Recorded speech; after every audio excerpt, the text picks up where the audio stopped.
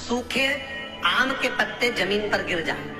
कैसे पत्ते? जब पतझड़ का मौसम आता है तो आम के जो पत्ते नीचे जमीन पर झड़ते हैं, 21 पत्ते इकट्ठे कर कर उसको आग लगाकर जलाकर भस्म तैयार कर लीजिए।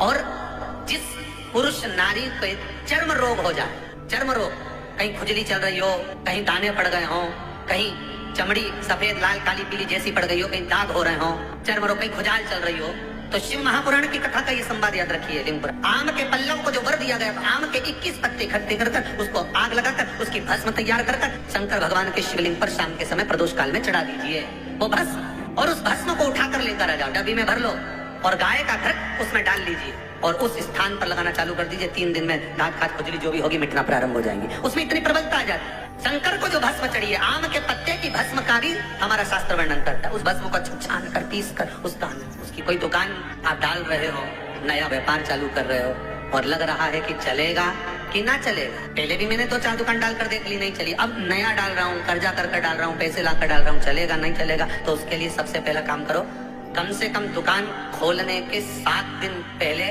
आम के पत्ते की बंदरवाल बांधो। दुकान का मुहूर्त होने के 7 दिन पहले आम के पत्ते की बंदरवाल बांधो और कहीं आम के पत्ते की भस्म मिल जाए, वही भस्म जो आम के पत्ते की उठाए, सूखे वाले अलग से तोड़ के मत सुखाना, जो पत्ते नीचे गिरे हो उसको उठाकर सुखाकर, सूखा हुआ जो पत्ता हो उसको जलाकर उसकी भस्म बनाकर उसमें थोड़ा सा चंदन मिलाकर और उसी से सम्मुख में जहां 7 दिन पहले तुमने बंदरवाल बांधी है, दुकान खोलने वाले दिन उसी आम के पल्लव की भस्म जो शिव पर चढ़ी थी उसी में चंदन मिला हुआ वो एक स्वस्तिक का निर्माण कर दो। फिर आप अंदर कोई पूजन करो ना करो, आपने कोई अनुष्ठान करा ना करा, यज्ञ पूजन करी ना करी, अगर आप प्रवेश भी कर गए, इतना आपके पास धन नहीं था और आप प्रवेश भी कर गए तो भी घाटे में नहीं जाओगे, व्यापार उन्नति की ओर ही बढ़ेगा, व्यापार बढ़ेगा उसमें। आम के पल्लव में अगर कामदेव छुप कर भस्म होते हैं तो शंकर मेरे आम के पल्लव को भी वर प्रदान कर देते, आम के पल्लव को भी शिव बन देते। शनिवार के दिन जो पीपल के वृक्ष में सरसों के तेल का दीप लगाता है उसको शनि कभी परेशान नहीं करता। एक बात हमेशा ध्यान रखिएगा, मान लो अगर कोई भारी रोग ऐसा शनि महाराज के कारण हो गया हो, अच्छे काम करते करते उल्टे हो रहे हैं, होते हैं किसी किसी के साथ में, विपरीत परिस्थितियां आ जाती है, अच्छा करने जाओ बुरा हो जाता है, अच्छा कर्म करने जाओ बुरा हो जाता है। तो पीपल के वृक्ष की जो छाल होती है, छाल देखिए, पीपल के वृक्ष में जो छाल लगी होती है उस छाल को घिसकर चंदन बनाकर भगवान शंकर का स्नान कराकर, अभिषेक कराकर, पूजन कराने के बाद में पिपलेश्वर महादेव का नाम लेकर, कौन से महादेव? पिपलेश्वर महादेव का नाम लेकर वो जो घिसी हुई छाल होती है उस छाल का तिलक भगवान शंकर को लगा लो और उसी का थोड़ा सा भाग अपने कंठ पर, मस्तक पर लगाना प्रारंभ कर दो। धीरे धीरे जो विपरीत दशा है वो सुधरना प्रारंभ हो जाती है। पर नाम याद रखना, पिपलेश्वर महादेव। बेलपत्री के वृक्ष के नीचे जौ के आटे का चौमुखी दिया, सरसों का तेल डालकर उसमें काली तिल डालकर उसमें एक सफेद फूल डालकर बेलपत्री के वृक्ष के नीचे जैसे एक चौमुखी दिए को जौ के आटे के दिए को लगा दिया जाता है। जो व्यक्ति चिड़चिड़ करता है, जो व्यक्ति क्रोध करता है, जो व्यक्ति अपशब्द बोलता है, आड़ा टेढ़ा बोलता है, ताने देता है, ईर्ष्या रखता है, घर में चिड़चिड़ करे, पूरे घर को अस्त व्यस्त कर रखा है, उस व्यक्ति का नाम और गोत्र बोलकर मात्र एक दिया लगा दिया जाए, व्यक्ति अपशब्द कहना बंद कर देता है, उसका प्रेम प्रबल हो जाता है, उसकी ईर्ष्या समाप्त हो जाती है, उसकी नफरत समाप्त हो जाती है। हम आपसे बार बार कहते हैं ना, कई बार आपको कहा कि आपके यहाँ अगर धन की कमी पड़ रही है, पैसा नहीं आ रहा, व्यापार नहीं चल रहा, दुकान नहीं चल रही, धंधा नहीं चल रहा, नौकरी नहीं लग रही, सर्विस नहीं लग रही, तो हमने बार बार आपको कहा है एक दिया बेलपत्री के पेड़ के नीचे लगाओ घी का और एक दिया शंकर के मंदिर की चौखट पर लगाओ।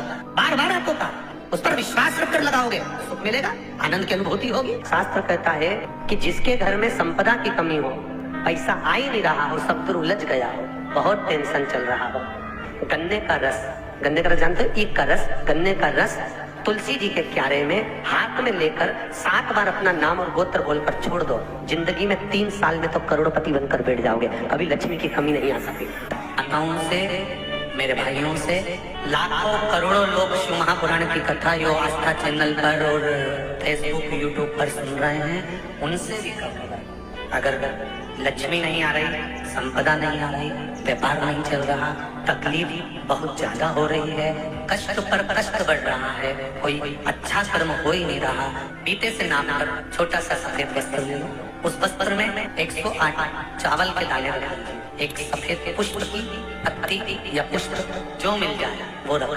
फूल भी ना मिले तो एक चावल का दाना अलग से रखें। उसको अपने घर के जहाँ परिंदा होता है, मटका होता है, पानी भरने का स्थान होता है, जहाँ पर हम पानी पीने का भरते हैं, वहाँ उसको एक कटोरी में रख लीजिए। 3 दिन तक कोई सी भी तिथि, चाहे आप दूज, तीज, चतुर्थी ले लो, चाहे पंचमी, छठ, सप्तमी ले लो, चाहे अष्टमी, नवमी, दसवीं ले लो, उसको रख दीजिए 3 दिन तक। चौथे दिन घी का दिया लेकर, वो पोटली लेकर, कुछ भेंट लेकर, जो आपकी मर्जी पड़े दान के भाव से, घी का दिया शिव जी के मंदिर में लगा दीजिए। और जो पोटली और जो भेंट है वो किसी भी ब्राह्मण जन को, गुरुजन को, किसी को भी प्रदान कर दीजिए। अगर ब्राह्मण जन गुरुजन नहीं ले तो कोई इसका मोल तत्व समझता हो, कोई सौभाग्यवती माताएं हो, कोई बहन बेटियां हो, उनको भी आता है। ये लक्ष्मी की वृद्धि करने का, संपदा, रोग, आनंद, सुख प्रदान।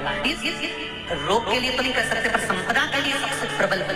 कोई अगर आपका धन खाकर चले गया है, पैसा नहीं दे रहा, बस आप शिव मंदिर में जब दिया लगाएंगे और इसको वापस शिव मंदिर से पोटली को लेकर आएंगे, चाहे तो मंदिर में कोई ब्राह्मण देवता हो, पंडित जी हो, उनको भी दे सकते हैं, किसी को भी उस समय पर आपका दीप लगाते समय, दिया लगाते समय स्मरण होना चाहिए कि मेरा पैसा इतना गया हुआ है, बाबा ये रकम डूब गई है, ये पैसा चले गया है, ये प्राप्त होना चाहिए, मेरा व्यापार बढ़ना चाहिए। 4 पत्ती का जब बेलपत्र मिलता है तो 4 पत्ती के बेलपत्र को शंकर जी पे चढ़ाकर 1 लोटा पानी नहीं चढ़ाया जाता।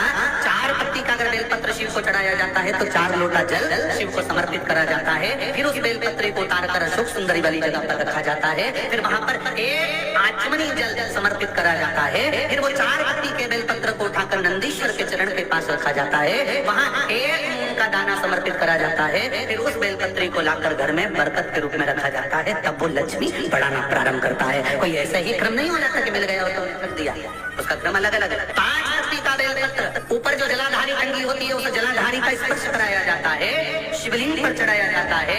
मात्र 1 लोटा जल 5 पत्ती के बेलपत्र पर चढ़ता है और 5 पत्ती का बेलपत्र दरवाजे पर खड़े होकर भगवान शंकर के गण भृंगी का स्मरण कर संगीत का स्मरण कर उसको लाकर बरकत में रखा जाता है। 5 पत्ती। 6 पत्ती का बेलपत्र मिलता है तो उसको नंदी पर पहले समर्पित कर फिर शिव के द्वार पर शंकर भगवान पर समर्पित किया जाता है। फिर 1 लोटा जल समर्पित कर 1 चावल का दाना चढ़ाकर उस बेलपत्री को लाया जाता है, बरकत स्थान पर रखा जाता है। 7 पत्ती का बेलपत्र मिलता है, उसका नियम अलग। 7 पत्ती के बेलपत्र को बेलपत्र के वृक्ष के नीचे ही शिवलिंग का निर्माण कर पूजन किया जाता है और वहां पूजन कर 7 पत्ती के बेलपत्र को शिव को चढ़ाकर फिर अपने घर में रखा जाता है। 8 पत्ती का बेलपत्र यदि प्राप्त होता है तो उसको पहले जो जलाधारी का भाग है, नीचे तटी भाग है जहाँ शिवलिंग रखा हुआ है, माता जी के उस भाग पर रखा जाता है। उसके बाद में शिव को चढ़ाया जाता है। 1 लोटा जल चढ़ाकर मात्र चंदन लगाकर उसको लाया जाता है। 9 पत्ती का बेलपत्र यदि किसी को प्राप्त होता है, कभी मौका मिले ना तो देखो, अब सीहोर में कभी कथा हुई तो आपको 1 पत्ती से लेकर 21 पत्ती तक के बेलपत्र का दर्शन,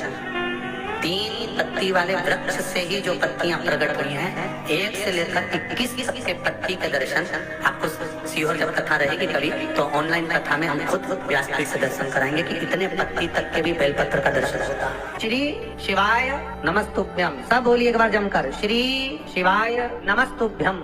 प्रैक्टिकल जरूर करना, कहीं सीहोर वाला महाराज झूठ तो नहीं बोल रहा। शास्त्रों की बातें हमारे जीवन में हमें सुख प्रदान करे, इसलिए इस भाव का आनंद करते हुए आज की कथा को विराम देते हैं।